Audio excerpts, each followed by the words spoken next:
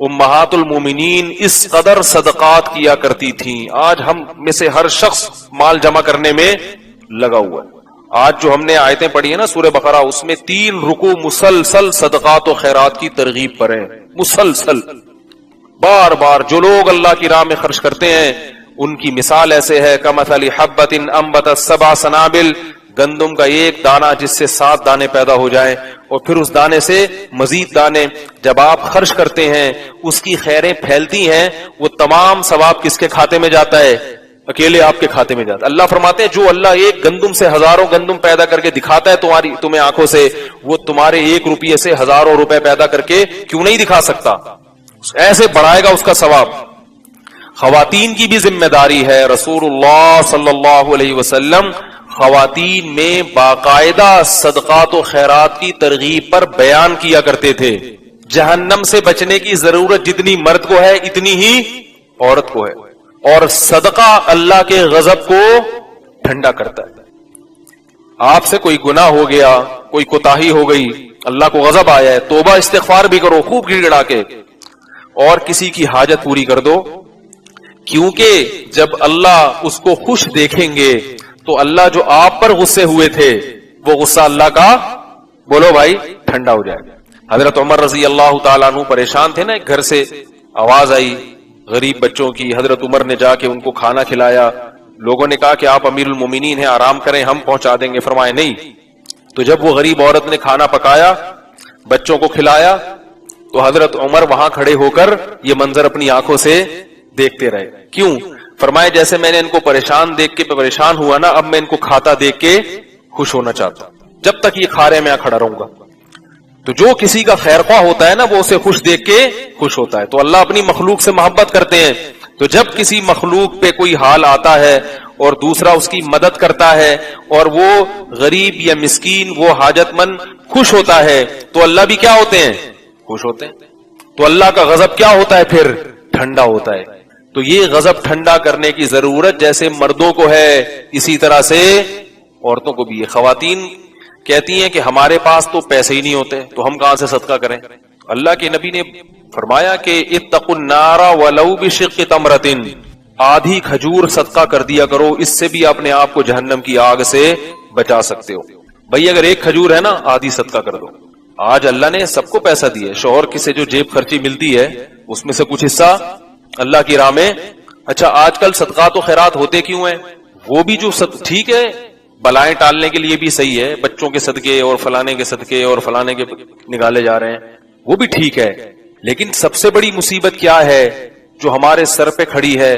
وہ ہے جہنم کی آگ، ہمارے گناہوں کا عذاب. اس بلا کو ٹالنے کے لیے صدقہ کرنا چاہیے. صدقات سے بلائیں ٹلتی ہیں نا، تو لوگ بچوں کے لیے صدقہ کرتے ہیں کہ اس پہ کوئی بلا آنے والی ہے تو ٹل جائے. ٹھیک ہے نا، یہ بچ گیا، ٹرک کے نیچے آیا تھا، نیچے سے اسٹیکر ٹرک کے نیچے کوئی آ جائے تو اسٹیکر بن جاتا ہے نا، آپ کو پتا ہے کراچی کے ٹرک ایسے. تو یہ بچ گیا تو صدقہ کرتے ہیں، اچھی بات ہے، شکر میں. لیکن اصل صدقہ کیا ہے؟ بولو بھائی، اللہ کے غضب کو ٹھنڈا کرنا. اس کی فکر نہیں کرتے. صدقہ کر کے نہ دیکھ رہے ہوتے ہیں برکت ہو رہی ہے کہ نہیں ہو رہی، پیسے آ رہے ہیں کہ نہیں آ رہے ہیں. بھائی اللہ کے غضب کو ٹھنڈا کرنے کے لیے صدقہ کیا کرو. صحابہ اس لیے کیا کرتے تھے. تو خواتین کو جو صدقہ اور خیرات ہے، وہ خواتین کو ایک بات کا بہت اہتمام کرنا چاہیے کہ جتنی اللہ نے آمدن دی ہے اس میں سے کیا کریں؟ صدقہ. اور اپنے رشتہ داروں کو کبھی کبھار اچھی اچھی چیزیں گفٹ کر دیا کریں. ٹائٹ قسم کا جوڑا جو عید پہ شوہر کی طرف سے ملا، وہ اپنی نند کو نا، نند کسے کہتے ہیں؟ شوہر کی بیوی بہن کو نا. وہ نند کو کیا کر دیا؟ بولو بھائی، کس کے لیے؟ اللہ کے لیے، کہ سسرال سے رشتہ کیا ہو جائے، رشتہ داری جوڑنا بھی تو ہے نا. اور جو ٹائٹ والی ساڑی آئی تھی جہیز میں، وہ ساس کو دے دی. تو ہمارے معاشرے میں ہدیوں کا رواج کیا ہو رہا ہے؟ موقع پہ لین دین ہوتا ہے شو بازی کے لیے، موقع پہ نہ دیا کریں. جیسے میں نے بتایا نا، ہم کسی کو لفافہ نہیں دیتے، لفافے نہ دیں. موقع پہ ایک ڈھیلا نہ دیں، اور بالکل ان ایکسپیکٹڈ جسے کہتے ہیں نا، غیر متوقع، وہ والا ہدیہ دے دیا کریں. اس ہدیے سے کیا ہوتی ہے؟ اور ہدیے کا اصول یہ ہے کہ جب دیا جائے چھپا کے دیا جائے. آپ نے نند کو پوری دنیا کے سامنے دے دیا، اب نند بولے گی شو مار رہی ہے. نند کیا بولے گی؟ شو مار رہی ہے, سب کو دکھانے کے لیے مجھے دے رہی ہے, اور نند اپنی انسلٹ محسوس کرے گی. وہ بے عزتی محسوس نہیں کرتی کبھی بھی, وہ ہمیشہ کیا محسوس کرتی ہے؟ انسلٹ, کیونکہ اس کو بے عزتی محسوس کرنے میں انسلٹ محسوس ہوتی ہے. ٹھیک ہے نا؟ تو وہ بھی اپنی بے عزتی محسوس کرے گی کہ بھائی وہ اسے شو بازی کے لیے, ہر ایک کا دل اتنا بڑا تھوڑی ہوتا ہے, تو اس لیے چپکے سے دو, اور اس کو بولو بھائی کسی کو بتانا نہیں کہ یہ میں نے تمہیں دیا ہے. ہمارے یہاں شو بازیاں ہو رہی ہیں, بار بار اس کو بتا رہے ہیں یہ میں نے دیا, یہ میں نے دیا, یہ ساڑی یہ تو میں نے دی ہے, ٹھیک ہے نا, یہ گھڑی یہ تو میں نے دی ہے. تو بار بار شو بازی شو بازی. تو اللہ کو یہ کس کو خوش کرنے کے لیے ہو رہا ہے؟ دیکھو اس کا بڑا فائدہ پتہ ہے کیا ہوگا؟ جب آپ اللہ کو خوش کرنے کے لیے اپنے رشتہ داروں کو گفٹ دیں گے, تو اگر وہ قدر نہیں بھی کرتے اور آپ کے ہدیے کی قدر آپ کا یعنی شکر نہیں بھی کرتے, تو بھی آپ کو تکلیف. سب سے بڑا فائدہ یہ ہے ہمارے معاشرے میں آج جو آدمی رشتہ داروں کے ساتھ اچھا سلوک کرتا ہے نا, وہی سب سے زیادہ ٹینشن میں ہوتا ہے, کیونکہ وہ کہتے ہیں یار میں اتنا اچھا ہوں اور ان کا بیہیویئر دیکھو میرے ساتھ. تو بھائی آپ اتنے اچھے اللہ کے لیے ہیں نا, تو اللہ کا سلوک آپ کے ساتھ انشاءاللہ بہت اچھا ہوگا. تو آپ کو کیا ضرورت ہے یہ آپ کے ساتھ اچھا سلوک کریں یا نہ کریں؟ بھائی ہم نے اللہ کے لیے کیا, ہم تو کسی کو بتانا بھی نہیں چاہتے. ہم تو کسی کو ہدیہ دیں تو ہم تو یہ شو بھی نہیں کرنا چاہتے کہ یہ ہدیہ یہ گفٹ ساس کو کس نے دیا ہے؟ بہو نے دیا ہے. تو شو بھی نہیں کرنا چاہتے, ہم تو چاہتے ہیں چھپا رہی ہے. میں اکثر اپنے رشتے دار کا واقعہ سناتا ہوں کہ وہ جب آتے تھے گھر, اپنے والد صاحب کو ایک اچھا اماؤنٹ پکڑاتے تھے اور کہتے تھے اپنی طرف سے رشتے داروں میں یہ تقسیم کر دیں اپنے نام سے, یہ نہیں بتانا کہ یہ کس نے دیے ہیں, میں نے دیے, تاکہ آپ کی ویلیو ہو. باپ کو عزت دے رہے ہیں نا کہ ابا آپ ابا ہیں, پتا چلے ابا کون ہے, آپ ہیں. اگر میں خرچ کروں گا گھر میں, لوگ مجھے ابا سمجھنا شروع کر دیں گے. تو باپ کا پتہ چلنا چاہیے کہ گھر میں باپ کون ہے. آج کل یہی بڑا مسئلہ ہے, بیٹا تھوڑا سا پیسے والا آتا ہے تو ابا کو آنکھیں دکھانا شروع کر دیتا ہے. بھائی آپ کے پاس پیسہ ہے, آپ گھر میں اپنے بہن بھائیوں پہ خرچ کرتے ہیں تو ٹھیک ہے ڈائریکٹ بھی دیں, لیکن بہت سی رقم باپ کے ذریعے تقسیم کروائیں, اور یہ شو نہ کریں کہ یہ ابو کو میں نے دی تھی اور ابو جو تمہیں دے رہے ہیں نا یہ ابا یہ میں نے دی. نہ ابا آپ جانو آپ کی اولاد ہے, ساری زندگی آپ نے ہمیں کھلایا, یہی شو ہوگا کہ آپ کھلا رہے ہیں. اس کا اپنا مزہ ہے بھائی, اللہ کے لیے چھپاؤ اس کو. دکھا کے خرچ کرنے کی فضیلت اس وقت ہے جب لوگوں کو ترغیب دینا مقصد ہو, ورنہ صدقہ کون سا بہتر ہے؟ چھپا کے. دکھا کے اس لیے کہ ترغیب دینے کے لیے بعض دفعہ, تاکہ ایک بھائی خرچ کرے گا دوسروں کو بھی ترغیب ہوگی, معاشرے میں اس کا رواج. باپ خرچ کرے گا تاکہ اولاد کو ترغیب ہو. ایک صاحب تھے, مجھے ان کا تعلق ایسی قوم سے تھا جو کنجوسی میں مشہور ہے. میں نے ان کو دیکھا, بڑی سخاوت, اپنے بہن بھائیوں پہ بہت خرچ کرتے تھے. وہ ہر وقت بہن بھائیوں کو ہدیے بھیج رہے ہیں ہر وقت. میں نے ان سے پوچھا یار آپ کے بارے میں تو ہم نے سنا تھا یہ لوگ کنجوس ہوتے ہیں. انہوں نے کہا ایسا نہیں ہے. میں نے کہا یہ آپ نے کہاں سے سیکھا؟ یہ کہہ رہے ہیں میرے والد صاحب کو میں نے دیکھا تھا کہ اپنے بہن بھائیوں پہ, بولو بھائی, میری پھپھیوں پہ اور چاچوں پہ خرچ کرتے تھے. انہوں نے کسی مولوی صاحب کا بیان نہیں سنا, اس صاحب نے کوئی تقریر نہیں سنی سخاوت پہ. اپنے باپ کو دیکھا کہ وہ اپنے بہن بھائیوں پہ خرچ کر رہا ہے, تو ابا سے یہ چیز کہاں ٹرانسفر ہو گئی؟ خود بخود بیٹے میں. سمجھ رہے ہو کہ نہیں سمجھ رہے؟ تو یاد رکھو, اپنے اگر آپ کی اللہ نے اولاد دی ہے اور آپ چاہتے ہو کہ میرے مرنے کے بعد میرا بیٹا میری بیٹیوں کا خیال رکھے, تو زندگی میں اپنے بہنوں کا خیال رکھنا. ارے یار بول لو. آپ چاہتے ہو کہ میرا بچہ میرے بڑھاپے میں میری خدمت کرے, میرے سامنے اف بھی نہ کرے, تو بچے کی موجودگی میں اپنے باپ کے سامنے اپنے بازوؤں کو جھکا دو, گالیاں بھی دے باپ, جو مرضی کہے, چپ. بیٹا پوچھے کہ ابا دادا آپ کو اتنا الٹا سیدھا بولتے ہیں, آپ کچھ بولتے نہیں, تو آپ بولو بیٹا وہ دادا کس بات کے ہوئے پھر ہے بھائی؟ بیٹا وہ دادا ہیں, دادا کو اللہ نے حق دیا ہے, دادا گھر کا سربراہ ہوتا ہے, وہ میرا باپ ہے, میں اس کے سامنے کیسے بولوں؟ یہ نہ بولے بچے کو کہ میں اس لیے نہیں بول رہا تاکہ تم بھی نہ بولو. بچہ بولے گا تو سیاست ہے. بولے بیٹا باپ کے سامنے آواز نہیں اٹھائی جاتی. یہ چیز بیٹا سیکھے گا. جن خاندانوں میں یہ رواج ہے ان کے بچوں نے اگر ماں باپ کے حقوق پر تقریریں نہیں بھی سنی ہوتی, پھر بھی وہ اپنے والدین کا احترام کرتے ہیں, ان کی خدمت کرتے ہیں. اور جن کے گھروں میں رواج نہیں ہے, گھنٹوں گھنٹوں سالوں کو بٹھا کے نا ترغیبیں دیتے رہو, ایک ایک گھنٹہ میں تو دیکھ رہا ہوں نا, پھر بھی وہ برداشت نہیں کرتے.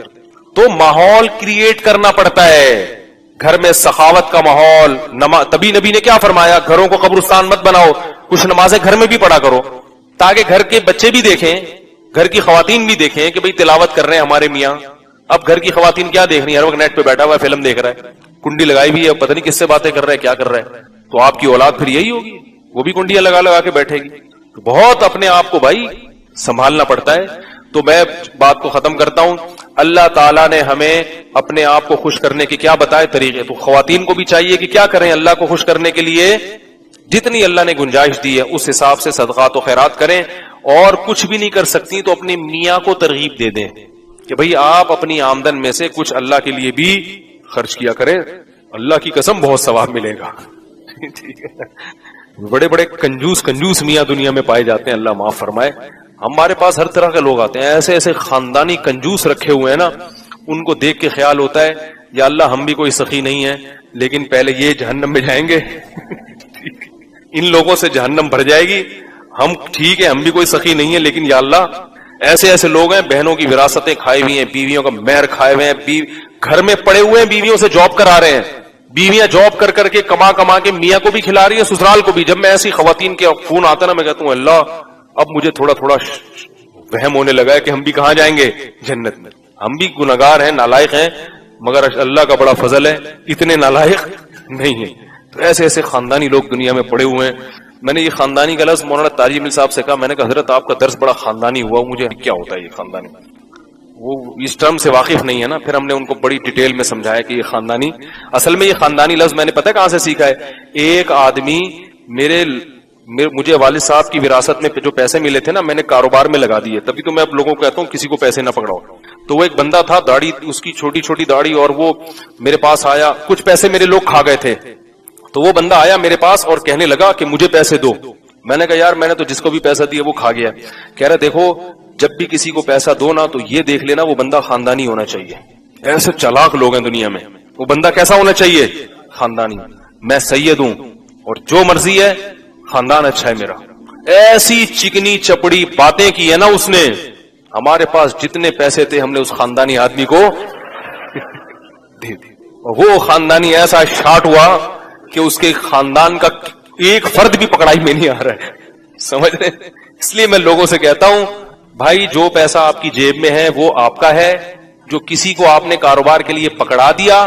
ابھی کل میرے پاس ایک صاحب آئے کہ میں نے اپنے پیسے کسی کو پتہ نہیں 1 کروڑ روپے دیے, وہ دے نہیں رہا. میں نے کہا اگر وہ دے دے تو دنیا کا سب سے بڑا بیوقوف ہے وہ. میں نے کہا آپ نے 1 کروڑ دے دیے, بیوقوف اس لیے ہے کہ دنیا کے لحاظ سے, دنیا میں تو اس کو حماقت آپ کیا بگاڑ لیں گے اس کا, پھر بھی دے دیے اس نے, تو دنیا کے لحاظ سے وہ بیوقوف ہی ہے. تو یہ خاندانی کا لفظ جو ہے نا یہاں سے آیا ہے. تو باتیں بکھر رہی ہیں جلدی ٹوٹی پھوٹی, جو اللہ نے کہلوا دی.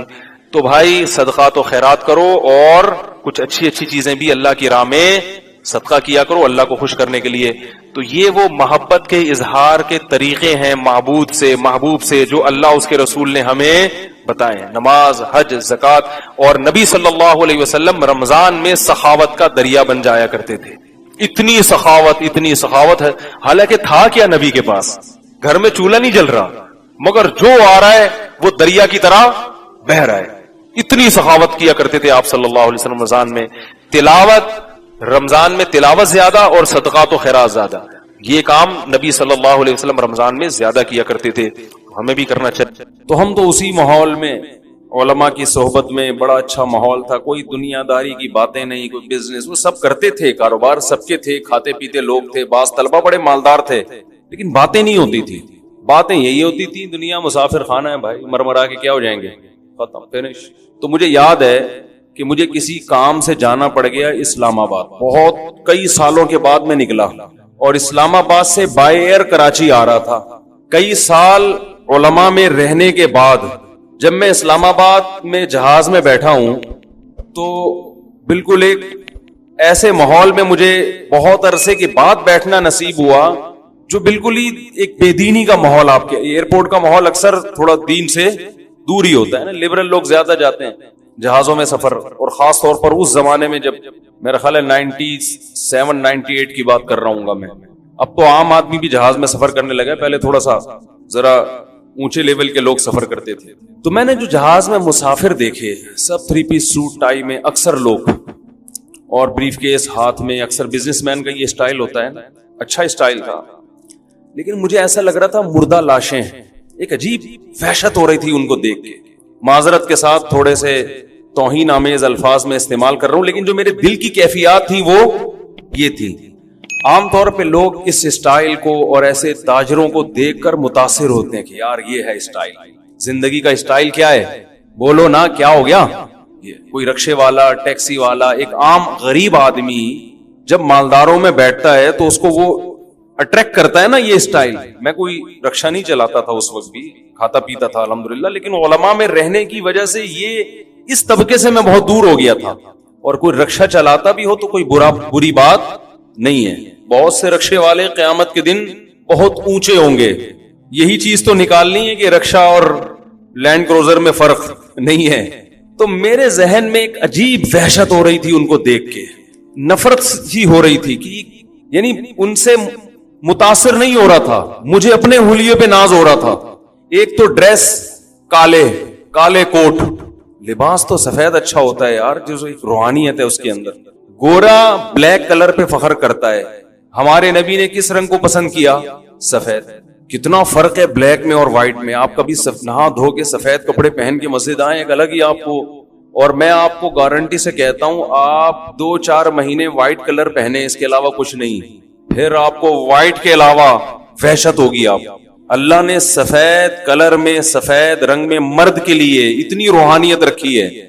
دوسری بات، چونکہ وہ سارے تاجر تھے، نماز وماز کا تو کسی کو خیال نہیں تھا. ایک ذہن میں ایک چیز آ رہی تھی کہ یہ اس دنیا کا جو مسافر خانہ ہے نا، جو بے وفا دنیا ہے، اس سے محبت کرنے والے لوگ ہیں. تو کیسے بے وقوف لوگ ہیں یہ. ہم سے اچھے ہی ہوں گے، لیکن جو میری جو فیلنگ ہے میں تو وہ بتاؤں گا نا. وہ فیلنگ صحیح تھی غلط تھی میں اس پہ بحث نہیں کر رہا. لوگ پھر کہتے ہیں آپ توہین کر رہے ہو، انسلٹ کر رہے ہو. انسلٹ نہیں کر رہا. وہ میں نے پچھلے دفعہ بیان میں کہا نا، میں نے لنگڑی خواتین کو بھی نکاح کا پیغام بھیجا، بہری کو بھی. کسی نے کہا دیکھو لنگڑی عورتوں کا مذاق اڑا رہا ہے. ابے لنگڑی عورتوں کا مذاق کون اڑا رہا ہے؟ اس میں مذاق اڑانے والی کیا بات؟ ہم تو اپنا واقعہ سنا رہے ہیں کہ ہم نے ہر طبقے کو پیغام بھیجا تھا. ہاں یہ کہہ سکتے ہیں کہ لنگڑی کے بجائے یہ کہہ دیتے پاؤں سے معذور، تو یہ الفاظ نامناسب تھے لنگڑے کے لفظ. یہ میں اس سے رجوع کرتا ہوں. لیکن جب ممبر پہ آدمی گھنٹے گھنٹے بیان کرتا ہے تو 2-4 الفاظ دائیں بائیں ہو جاتے ہیں. باقی کسی کی پاؤں کے معذور کا مذاق اڑانا یہ تو بہت بڑا جرم ہے. نبی صلی اللہ علیہ وسلم نے فرمایا کسی کے عیب پر کا مذاق مت بناؤ. اس کا امکان ہے اللہ اسے صحت دے دے اور اس بیماری میں تمہیں مبتلا کر دے. اصل تو آخرت ہے. آخرت میں پتہ چلے گا کون کتنا بڑا فنٹر تھا دنیا میں. تو میں جب ان کو دیکھ رہا تھا تو مجھے ایک عجیب وحشت ہو رہی تھی اس ماحول میں، جہاز کے اس ماحول میں. وحشت یہ ہو رہی تھی کہ یہ سارے یا ان میں سے اکثر بریف کیس میں دولت لے کے گھوم رہے ہیں. یہ نوٹوں سے محبت کرنے والے لوگ ہیں. یعنی جو میری کیفیات تھی نا وہ میں آپ کو سمجھا نہیں سکتا. اچھا میری تو یہ کیفیات پورے راستے کے یار کن لوگوں میں بھیڑ گیا ہوں. مجھے وحشت ہو رہی تھی. میرا دل چاہ رہا تھا کہ میں یہاں سے اٹھوں، اسی ماحول میں جاؤں جو مجھے وہاں مدرسے میں ملا ہے. میری یہ فیلنگ تھی جس کی وجہ مجھے سمجھ میں نہیں آ رہی تھی. بات آئی گئی ہو گئی. اتفاق سے ہمارے حضرت مفتی رشید احمد صاحب کا سفر ہوا. امریکہ گئے یا پتہ نہیں کہاں جانا ہوا ان کا. بیان کے بعد انہوں نے کہا بہت دنوں کے بعد نکلا ہوں میں. عجیب عجیب لوگ دیکھ کے مجھے کیا ہو رہی تھی؟ وحشت. پھر فرمایا جب میں یہاں آیا ہوں طلبہ کو دیکھا ہے ماشاءاللہ ان کے چہروں پہ داڑیاں، چہروں پہ رونق، نماز کے نشان. فرمایا ایک عجیب روحانی سکون مل رہا ہے. تو میری جو کیفیت تھی مجھے خیال ہوا کہ یہ ہمارے شیخ کی وہی کیفیت. اس سے پتہ چلتا ہے کہ اہل اللہ کی صحبت کتنی اہم چیز ہے. بہت سی چیزیں جو کتابوں سے انسان نہیں سمجھ پاتا، بیانات سے نہیں سمجھ پاتا، وہ انسان اہل اللہ کی صحبت میں رہ کے سیکھتا ہے. آپ کے دل کی کیفیات بدلتی ہیں. اب آپ کہہ سکتے ہو اس میں وہ کون سا ہو کے نہا دھو کے نہیں بیٹھے ہوئے تھے؟ کیا بدبو آ رہی تھی کیا ان کے جسم سے جہاز میں جو مفتی صاحب کو وحشت ہو رہی تھی؟ کیا ہو گیا بھائی؟ آپ کہہ سکتے ہیں کہ اسلام آباد سے جب ہم چڑھے جہاز میں اور وہ سارے کوٹ ٹائی والے تاجر بیٹھے ہوئے تھے اور ان میں ایک آدھ اچھے بھی ہوں گے، نمازی بھی ہوں گے، اکثر تو بےچارے بے نمازی دنیا دار قسم کے لوگ تھے. تو کیا ان سے کیا بدبو آ رہی تھی جو آپ کو اتنی وحشت ہو رہی ہے؟ یہ روحانی بدبو ہوتی ہے. یہ جسمانی بدبو بولو نہیں ہے، یہ روحانی بدبو ہے. یہ روحانیت پیدا ہوتی ہے اہل اللہ کی صحبت میں، اللہ والوں کی صحبت میں وقت گزار کے. ہمیں یاد ہے ہم بچپن میں جب بنوری ٹاؤن جایا کرتے تھے ایسا لگتا تھا ایک نور برس رہا ہے آسمان. ہم تو یونیورسٹی کالج کے ماحول میں رہنے والے. ارے ہم اسکول سے نکلتے تھے، گھر سے نکلتے تھے، بیگ لٹکا کے اسکول جاتے تھے. ایک نمبر کے شرارتی، اللہ معاف فرمائے. اسکول پہنچتے پہنچتے اڑنگیاں دینا ایک دوسرے کو. اسکول بھی ہمارا قریب نہیں تھا. اب تو بچے گھر سے نکلے وین میں بیٹھے, مائیں لپائی پتائی کر کے ان کو ڈسٹمپر سے وہ ہر طرح سے تیار کر کے دھکا دیا گاڑی میں, وہاں اسکول میں اترے, وہاں ان کو ٹیچر نے ریسیو کیا بڑی تمیز کے ساتھ, آئیے بیٹھیے تشریف رکھیے, بڑی عزت ان کی, باپ سمجھ کے ان کو گھر میں پالا جا رہا ہوتا ہے. پھر وہاں ڈانٹنا نہیں ہے, مارنا تو سوال ہے, ڈانٹنا بھی نہیں ہے, بچے کی رسپیکٹ مجروح ہوتی ہے, اس سے سیلف رسپیکٹ پہ اثر پڑتا ہے, ایکچولی بچے کی مینٹل گروتھ نہیں ہو پاتی, ایک نمبر کا فرعون متکبر بنتا ہے وہ. کبھی کبھار چلتے پھرتے ویسے ہی ہلکا پھلکا بچے کو ایک آدھ چماٹ, زیادہ نہیں, زور سے نہیں, کبھی کبھار, زیادہ کرو گے تو بد اخلاقی ہے یہ. وہ پوچھے کیوں مارا, کہہ رہے یہ بتانے کے لیے کہ میں باپ ہوں. ایسا نہ ہو تھوڑے دنوں میں وہ اپنے آپ کو باپ سمجھنے لگتا ہے. یہ ہو رہا ہے. کل میں جی ٹی وی پہ انٹرویو دے رہا تھا تو کسی لبرل نے یہ کہا کہ آج کل ماں باپ بچوں کے حقوق ادا نہیں, کھلا نہیں رہے ان کو, ان پہ خرچ نہیں کر رہے. یہ پتہ نہیں کون سی دنیا میں رہتے ہیں. لاکھوں میں ایک والدین ایسے ہوتے ہیں جو بچوں پہ خرچ نہیں کرتے. 99% والدین بچوں پہ ان کی ضرورت سے زیادہ خرچ کر رہے ہو, سب کچھ لٹا کے کھلا رہے ہوتے ہیں. یہ پتہ نہیں کون سی دنیا میں یہ لبرل لوگ رہتے ہیں, پھینکنے کے لیے بیٹھے ہوئے ٹی وی میں, پھینکتے رہو بس بیٹھ کے, اپنے معاشرے کو بس نیگیٹو کر کے دکھاؤ کہ ہم گندے ہیں. اور بھائی ہمارے یہاں اولاد پہ باپ اتنا خرچ کرتا ہے کہ آپ کی گورا تو ایک کمبخت ایک دھیلا خرچ نہیں کرتا اپنے اولاد پہ, وہ بچوں کے بڑے حقوق ہیں وہاں پہ. اور ہمارے یہاں باپ آدھا ہو جاتا ہے, بال گر جاتے ہیں اس کے سر کے, بچوں کے اسکول کی فیسیں, بچوں کو جو کہے گا کمبخت وہ کھلائے گا اس کو. جیم سے کھانی ہے ڈبل روٹی, جیم بھی رکھا ہوگا فریج میں, انڈا کھانا ہے, انڈا بھی پڑا ہوگا. آج کا بچہ, باپ میں یہ مجال نہیں ہے کہ بچے کو انڈا کھانا ہے اور باپ کہ نہیں تو جیم سے روٹی کھائے گا.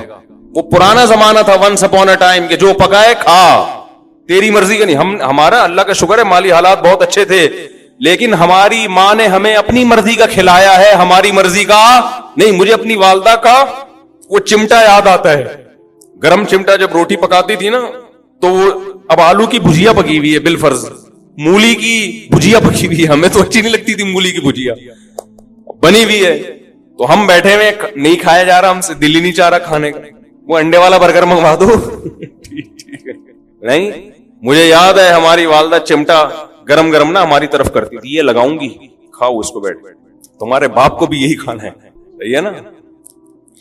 تو خیر کیا بات چل رہی تھی, کدھر چلا گیا. تو بات کیا کر رہا تھا میں, وہ سارا دماغ ہی کہیں اور چلا گیا یار. وہ بچوں کو بٹھاتے ہیں اسکول میں, آپ دیکھو نا ایسی لپائی پتائی ہو رہی ہے ان کی, پھر کمبختوں کو پڑھا کیا رہے ہیں, پڑھا تو ڈھنگ, ان کو سیب دیا ہوا ہے اس میں یلو کلر کرو, یہ ایجوکیشن جس کے ہم 6-6 ہزار روپے اسکولوں میں سیب میں رنگ بھرنے کے لیے, فضول قسم کی ٹائم ویسٹنگ. 2-4 انگلش میں نظمیں سکھا دیتے ہیں تو ماں باپ کو چونکہ وہ بھی نہیں آتی تو ماں باپ سمجھتے ہیں بچہ فل ایجوکیٹڈ, ماشاءاللہ بہت ہائی لیول کی تعلیم حاصل کر رہا ہے. Twinkle twinkle little star how I wonder what you are, وہ پتہ نہیں کیا نظم تھی. کیونکہ ماں باپ کو یہ بھی نہیں آتی تو وہ سمجھتے ہیں بچہ بہت گرو کر رہا ہے ماشاءاللہ. یوں قتل سے بچوں کے ہوتا نہ وہ بدنام. فرعون کے بارے میں اکبر الہ آبادی نے یہ شعر کہا تھا, فرعون نے بڑا جرم کیا, بدنام ہو گیا کہ بنی اسرائیل کے بچوں کو قتل کرنا شروع کر دیا اس نے, بدنام ہو گیا قیامت تک کے لیے. ارے تو نے نسل تباہ کرنی تھی, اسکول کھول دیتا, اسکول کھول دیتا یار. بنی اسرائیل کے بچے اس میں جاتے, تعریف بھی کرتے کہ فری پہ تعلیم, فرعون نے ہمارے لیے فری ایجوکیشن کا انتظام کیا ہے. اس کے بعد ان کو کلر کے ڈبے پکڑا دیتا, یلو کلر, کیلے میں کیا رنگ بھرو, پیلا, یلو ڈے مناؤ, پھر ریڈ ڈے مناؤ. بنی اسرائیل اسی میں الجھ کے رہ جاتی. وہ یہ بھول جاتے کہ ہم پیغمبر کی اولادیں ہیں, اللہ نے ہمیں دنیا پہ حکومت کرنے کے لیے پیدا کیا ہے, دنیا کی باغ ڈور, دنیا کی تقدیریں, دنیا کی نبض ہمارے ہاتھ میں ہونی چاہیے, اور یہ فرعون ہم پہ مسلط ہے. یہ سب بھول جاتے, وہ کماؤ پوت بنتے. پھر جناب وہ BCom کرنے کے بعد, MA ماسٹر کرنے کے بعد وہ نکلتے اور فرعون کی کسی کمپنی میں جاب کر رہے ہوتے اور 1.5 لاکھ روپے تنخواہ لے کے گھر آ رہے ہوتے. کہتے ہیں یہ ہوتا ہے ایبلٹی, قابلیت, اٹ از کالڈ قابلیت. انگلش میں کہتے تو اور لوگ سمجھتے پڑھے لکھے ہو گئے. اس لیے اکبر الہ آبادی نے اس وقت کے اسکولوں کو دیکھ کے کہہ دیا تھا کہ یوں قتل سے بچوں کے ہوتا نہ وہ بدنام. افسوس کے فرعون کو کالج کی نہ سوجی, کالج بنا لیتا, اسکول بنا لیتا, سانپ بھی مر جاتا اور لاٹھی بھی نہ ٹوٹتی. خیر وہ بچہ پھر شام کو گھر آتا ہے, ماں تو ماں ہوتی ہے, وہ انتظار میں بیٹھی ہوئی ہوتی ہے, اس کی مرضی کا اس کو کھلایا جائے گا. خیر وہ ابھی جو کچھ ہو رہا ہے اس پہ وہ پھر موضوع سے ہٹ جائے گی بات. ہم جب اسکول جایا کرتے تھے تو اڑنگیاں دیتے ہوئے, یہ پروٹوکول ہمیں نہیں ملتا تھا. والدہ صبح ناشتہ بنا کے دیتی تھی اپنی مرضی کا, ہماری مرضی کا نہیں, کھاؤ. اور پراٹھے ہوتے تھے, وہ ڈبل روٹیاں نہیں ہوتی تھی اکثر, پراٹھے. بھائی پراٹھا کھا کے جاؤ گے تو پراٹھے کی طرح چلو گے, پھر ہم چلتے بھی کس طرح تھے, لگتا تھا پراٹھا کھا کے نکلا ہے گھر سے ہی ہے. پراٹھے کی طاقت ہی الگ ہے, بچوں کے لیے تو بہت ضروری ہے. اسکول ہمارا بہت دور تھا گھر سے, اور اتنا موٹا بیگ کمر پہ لٹکا کے بہت دور پیدل چلتے, سارے محلے کے لڑکے اکٹھے جا رہے ہوتے. پھر راستے میں شرارتیں الگ ہوتی تھی چلتے ہوئے کہ شوز پہ آپ تھوڑا سا پاؤں رکھیں, وہ شوز کیا ہو جاتا ہے, اتر جاتا ہے. کس نے اتارا, اس نے اتارا ہے, پڈا. اڑنگیاں دے رہے ہیں, اس میں لیٹ ہو جاتے تھے. ظاہر ہے جب آپ اس اسٹائل میں اسکول جائیں گے تو آپ لیٹ ہو جائیں گے. تو پی ٹی ماسٹر کھڑے ہوتے تھے ڈنڈا لے کے, چلو بھائی ہاتھ. پھر 2-4 ڈنڈے کھائے. کبھی اس استاذ کے خلاف دل میں بدگمانی نہیں ہوئی, بھائی استاذ ہے, بڑا ہے, اس کا حق ہے. وہ یہ تھوڑی کہ جانوروں کی طرح پیٹ رہا ہے, 2-4 ڈنڈے تو حق بنتا ہے نا. ہمیں یاد ہے ایک ادھر کھایا, ایک ادھر آیا, ایک ادھر آیا, 4 کھائے, چل بھائی. ہم نے کہا کوئی بات نہیں, راستے میں جو دنگا مستی ہوئی ہے اس میں 4 ڈنڈے چلتے ہیں, ٹھیک ہے نا. تو اب بچوں کا حصہ کانفیڈینس ہی ختم ہو گیا, نفسیاتی مریض بن رہے ہیں یہ بچے. ان کو باپ بنایا ہوا گھر میں. میرے پاس فیملیز آتی ہیں, باپ اپنے بیٹے کو لے کر آتا ہے, عمر سے پتہ چلتا ہے کہ یہ باپ ہے, ورنہ حرکتوں سے لگ رہا ہوتا ہے کہ باپ کون ہے ان میں. باپ آہستہ آواز سے بات کر رہا ہوتا ہے کہ میرے بچہ کا میٹر نہ گھوم جائے, اور بیٹا اچھل اچھل کے چیخ رہا ہوتا ہے باپ کے سامنے. یہ ہو رہا ہے مارکیٹ میں. تو تم جن کو جن رہے ہو نا, یہ تم اپنے باپوں کو پیدا کر رہے ہو, اپنی اولادوں کو پیدا نہیں کر رہے. تو ان کو شروع سے ہی تھوڑا سا, میں یہ نہیں کہہ رہا ظلم کرو, بد اخلاقی کرو, محبت بھرپور دو, لیکن ٹائٹ کر کے بھی رکھو, کھینچ کے رکھو تھوڑا سا. محبت اور سختی ساتھ ساتھ چلیں. محبت کا کیا مطلب ہے, ان کے حقوق کا خیال رکھو, ان سے بات کرو اچھے انداز سے, اچھے اخلاق سے. دیکھو لقمان علیہ السلام نے اپنے بیٹے سے کیا کہا, یا بنیا, میرے پیارے بچے. القابات دو ان کو, لیکن کچھ پابندیاں ان کے اوپر ہونی چاہیے, ان سے تجاوز نہ کرنے دو. ہر خواہش اگر ان کی پوری کرو گے, وہ تو ایک صاحب نے مجھے کہا, میں اپنے بچے کو لے جاتا ہوں دکان پہ اور کہتا ہوں جو چاہیے میں تجھے دلاؤں گا. وہ اتنا ہی شاپنگ کرتا ہے. میں نے کہا یہ کل چور بن سکتا ہے, ڈاکو بن سکتا ہے. اس کی ساری خواہشات پوری کرو گے تو کل جب کوئی خواہش پوری نہیں ہوگی تو یہ بندوق اٹھانے پر مجبور ہوگا. اسلام میں روزے کا حکم ہے تاکہ خواہشات کو کنٹرول کرنا ہم سیکھیں. خیر بات یہ چل رہی تھی کہ اللہ نے آدم اور حوا کے ذریعے انسانوں کو زمین میں بھر دیا, اب پھیلا دیا. تو قرآن کہتے ہیں ان پھیلاؤں کو میں کیا کروں گا, سمٹاؤں گا, اکٹھا کروں گا. چلو بس. تو اکٹھا کرنے کا کی جو پہلی سیڑھی ہے وہ ہے پتلی گلی. نکلو, کھاتے پیتے گھر بناتے انسان ایک خاص مقام تک پہنچتا ہے, اس کے بعد موت کا پروانہ آ کے اسے قبر کے گڑھے میں اتار دیتے. احمق اور بے وقوف آدمی دوسروں کی لاشیں دیکھ کر, دوسروں کے میتیں اور جنازے دیکھ کے یہ سمجھتا ہے کہ یہ مرا ہے, میں نہیں مروں. وہ اوپر سے تو بول رہا ہوتا ہے, لیکن اس کا عمل بتا رہا ہے, اس کا رہن سہن کا طریقہ بتا رہا ہے کہ اس کا مرنے کا کوئی پروگرام نہیں ہے. میں وہ جہاز کا قصہ ذرا مکمل کر دوں کہ وہ جو مجھے وحشت ہو رہی تھی نا. دیکھیں جب آپ, یہ کیوں ہو رہی تھی اس کو میں ذرا ڈیفائن کرتا ہوں. جب آپ صاف ستھرے لوگوں میں رہو, چاہے وہ غیر مسلم ہی ہو, ہر وقت نہاتے دھوتے صاف ستھرے کپڑے پہنتے ہو, تو اگر کوئی آپ کو بھنگیوں میں لے جا کے بٹھا دے, آپ گزارا کرو گے؟ ہے بھائی, جو نہ کھانے سے پہلے ہاتھ دھوتا ہو, نہ کبھی نہاتا ہو, نہ دانت صاف کرتا ہو, ادھر ہی تھوک دیتا ہو, کتنی گھن آئے گی نا آپ کو. حالانکہ آپ نے گندگی کے خلاف کبھی بیان نہیں سنا ہوگا. لیکن جو فیملی صاف ستھرے رہتے ہیں ان کے عادت ہے, میں نے اکثر دیکھا ہے لوگ سفر میں واش روم نہیں جا رہے ہوتے, ان کو گھر کے صاف ستھرے واش روم کی عادت پڑ چکی ہوتی ہے. وہ سفر میں برداشت کر لیتے ہیں, کہتے ہیں ہم واش روم استعمال نہیں کریں گے. تو کیا انہوں نے کسی مولوی صاحب سے یہ تقریر سنی ہوتی ہے کہ سفر میں واش روم اکثر گندے ہوتے ہیں, یوز نہیں کرنے چاہیے, گھن آنی چاہیے, گھن نہیں آ رہی تو اس کا مطلب آپ گندے ہیں, ایسی کوئی تقریر سنی ہوتی ہے انہوں نے؟ بھائی وہ صفائی ستھرائی کے ماحول میں رہے ہوتے ہیں جس کی وجہ سے انہیں صفائی سے محبت اور گندگی سے نفرت. تو یاد رکھو جیسے ایک صفائی جسمانی ہے مادی ہے اسی طرح ایک صفائی روحانی بھی ہوتی ہے.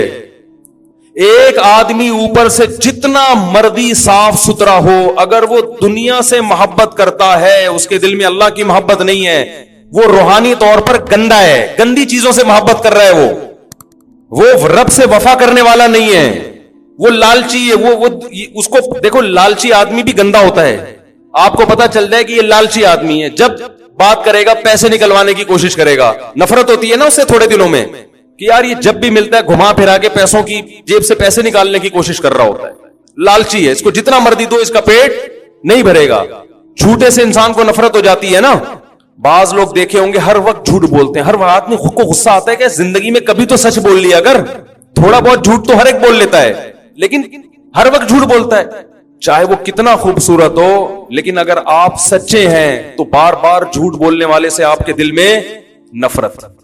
اگر آپ پاک دامن ہیں پرہیزگار ہیں زنا نہیں کرتے بدنظری نہیں کرتے کوئی آپ کو آ کے بتائے کہ میں صبح و شام زنا کرتا ہوں آپ کے دل میں اس سے نفرت پیدا ہوگی کہ گندا آدمی ہے بشرطے کہ آپ خود اس برائی سے بچتے ہوں آپ کو اس سے نفرت ہوگی. تو جیسے جسمانی گندگی سے انسان کو نفرت پیدا ہوتی ہے بیان سن کے نہیں صاف ستھرے لوگوں میں رہ کر ایسے ہی روحانی گندگی سے بھی وحشت ہوتی ہے لیکن یہ اس وقت ہوتی ہے جب آپ روحانی اعتبار سے صاف ستھرے لوگوں میں ٹائم گزاریں تو آپ کو بھی اس سے محبت پیدا ہونا شروع.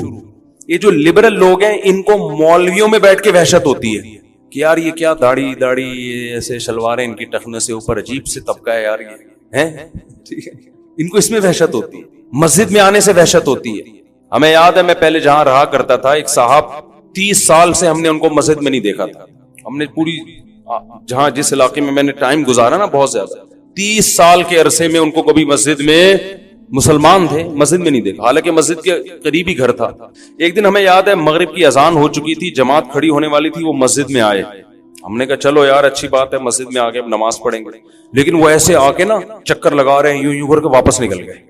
بھائی جماعت کھڑی ہو رہی ہے آج اتفاق سے آ گئے وہ کسی کو تلاش کرنے آئے تھے لیکن ان کی چہرے پہ جو وحشت تھی نا مسجد میں آنے کے بعد اس وحشت سے لگ رہا تھا کہ ایسا لگ رہا ہے جیسے جیل میں آ گئے. ایسے بوڑھوں کے واقعات میں نے سنے ہیں کہ ان سے کہا گیا کہ اب آپ کی زندگی گزر گئی ساری زندگی نماز نہیں پڑھی اب موت کا وقت قریب ہے اب تو آ جاؤ مسجد. تو جواب میں کہتے ہیں مسجد میں آتا ہوں تو مجھے عجیب وحشت شروع ہو جاتی ہے گھبراہٹ بے چینی شروع ہو جاتی ہے جیسے بھنگی کو آپ کسی دن نہلا دو بے ہوش ہو جائے گا وہ اس کو گٹر چاہیے اس کو بدبو چاہیے. اور یہ میں نے دیکھا ہے آپ مذاق نہ سمجھیں جو گندگی کے عادی ہوتے ہیں نا ان کو صفائی سے نفرت ہو جاتی ہے وہ کہتے ہیں پتہ نہیں کیوں نہا رہے ہیں حیرت کی بات ایسے لوگ ہیں ان کو پتہ نہیں پانی کی مچھلی بنے میں خوشبو سے نفرت ایسے لوگ بھی ہم نے دیکھے خوشبو سے گھن آتی ہے بدبو ان کو اچھی لگتی ہے یہ ہو جاتا ہے تھوڑے دنوں میں. چائنا والے جو گند کھاتے ہیں اچھا لگتا ہے تبھی تو کھاتے ہیں نا جو کتے بلی کھا رہے ہیں تو وہ گند اچھا لگ رہا ہے تبھی تو کھا رہے ہیں. ہمارے سامنے کوئی کتا رکھ کے دکھائے اس کو کتا بنا دیں گے ہم تھوڑی دیر میں حقیقت ہے یہ. تو مجھے یاد ہے ہم جب بچپن میں بنوری ٹاؤن جایا کرتے تھے کیونکہ ہم کالج کے ماحول میں پڑھتے تھے اسکول کا ماحول تھا وہاں یہ روحانیت والا ماحول نہیں تھا وہاں تو اڑنگیاں دینے والا ماحول تھا لیکن وہ بھی اس سے پھر بھی اچھا تھا جو آج کل ماحول ہے. تو ہمیں ایک عجیب روحانیت محسوس ہوتی وہاں طلبہ کے چہرے ایک عجیب رونق چھوٹی چھوٹی ان کے جو بچوں کے داڑیاں نکل رہی ہوتی ہیں نا ٹین ایجز لڑکوں چہروں پہ ایک رونق نماز کے وقت میں سارے صف بستہ ہو کے نماز زمین پہ بیٹھ کے پڑھ رہے ہیں نہ کوئی ڈیسک نہ کوئی میز نہ کوئی کرسی نہ کوئی تپائی سادہ ماحول نیچے کارپٹ پہ بیٹھ کے ایک استاذ بیٹھا ہوا ہے سامنے حدیث کی کتاب رکھی ہوئی ہے فقہ کی کتاب رکھی ہوئی ہے وہ ان کو لیکچر دے رہا ہے وہ سب بیٹھ کے پڑھ رہے ہیں.